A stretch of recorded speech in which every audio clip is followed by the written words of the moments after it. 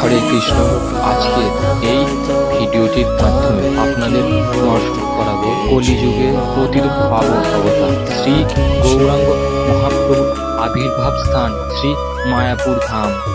শ্রীধাম মায়াপুরের নাম শুনলে প্রথমে আপনার আমার সকলের মাথায় আসে বিশ্বের সব থেকে বড় মন্দির বা একদিনের জন্য ভ্রমণের একটি স্থান।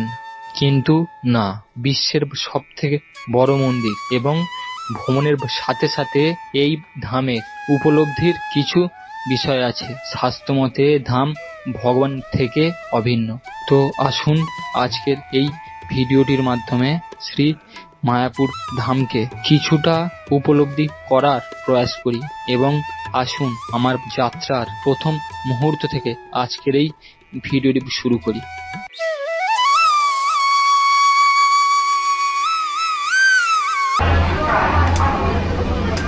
আজকের এই জার্নিটি শুরু হয়েছিল হাওড়া স্টেশন থেকে। ট্রেনে ওঠার পর প্রকৃতির সবুজে ভরা মাঠ এবং কত স্টেশন আর ছোট্ট ছোট্ট নদী এবং প্রকৃতির অপরূপ সৌন্দর্যের মুহূর্ত উপভোগ করতে করতে অবশেষে পৌঁছে গেলাম আজকের আমাদের গন্তব্য নবদ্বীপ ধাম স্টেশনে। আসুন আপনারা আজকের এই জার্নির কিছু মুহূর্ত উপভোগ করুন।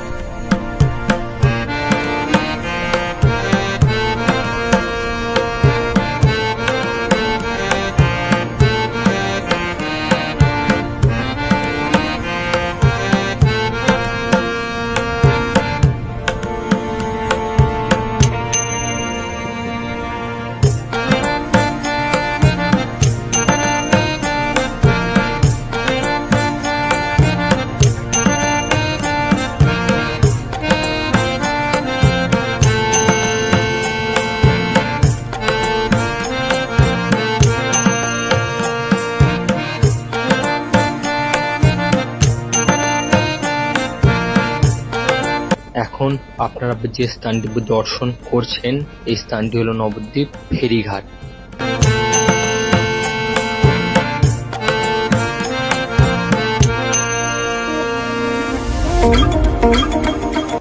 শাস্ত্র মতে শ্রী মায়াপুর ধাম শ্রীমতী রাধারানী নিজে সৃষ্টি করেছেন এবং ভক্তরা এই স্থানকে